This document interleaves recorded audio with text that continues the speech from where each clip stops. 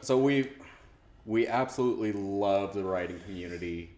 I don't care what your background is, anything, and I think with both of us being in law enforcement and search and rescue and seeing and knowing a lot of people that have crashed on their bikes, or a lot of it is they just don't have the skills to be able to react appropriately on the roadway.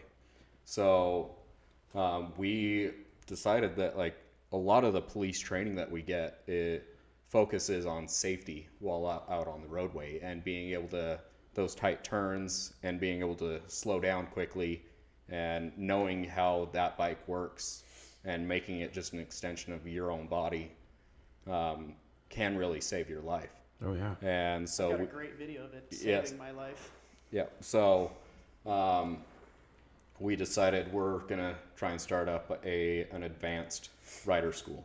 I'm in. So we haven't set the exact hours, but we are looking at a 4-day course. In the process, and we're still discussing it. Yeah. But. So the only thing that they have out here, at least in Utah, is a 5-hour course for experienced riders.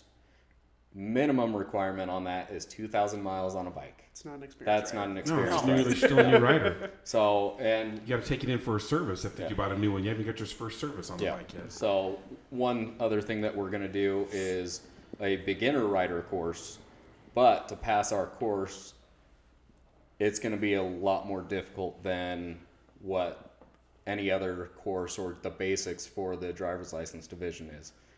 We want new riders and experienced riders to come out and be the safest rider they possibly can, and knowing the limitations of the bike and what their abilities are.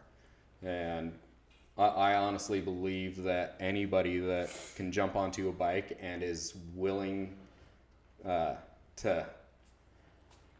take a hit to their pride and be told that they're doing something wrong and this is how they need to do it, they could become one of the best riders there is.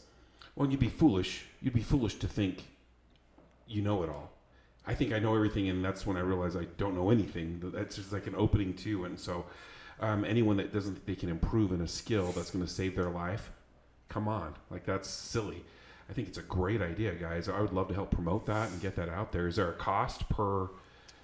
Again, still in the Still in process, the works. still figuring it out. But if it's something you'd be interested in, once we actually have a viable product, we'll let you know. Yeah, I would totally. love Let me know. Yeah. Yep. I'll fill that class up for you in a quick hurry. How big is a class? What do you... 6. 6 people. Yep. So that way it's more Hands-on. one-on-one Yeah. time with an instructor. We're not out to fill the classes, make money. Right. We are here To improve skills. Improve skills. Yeah. And like me as a first responder, so part of my job is actually a fatal accident investigator for the county. So I go out to fatal car and motorcycle accidents All the time. all the time.